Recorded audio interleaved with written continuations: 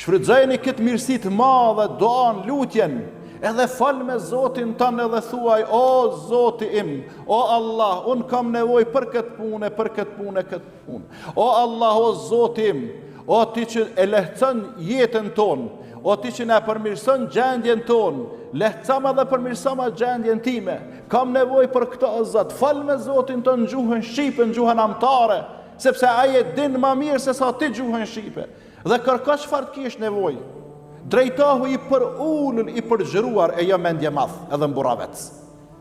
Kërko prej Zotit, sepse nuk ka nan apo bab që i përgjigjet e vladit ashtu që i përgjigjet Allahu krijesës së tij.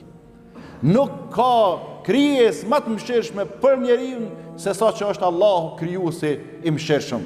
Andaj pra, për mëshirë, për ndihmë, për hallë, për brenga, për probleme, për shqetësime, drejtoni atij që është i gjithë mëshirshëm, krijuesit, e mos u drejtoni tek krijesat. Andaj, çfarë do që e ki në zemrën tënde edhe dën me drejtu dikun si kërkesë, mos e drejtoje veç tek Allahu.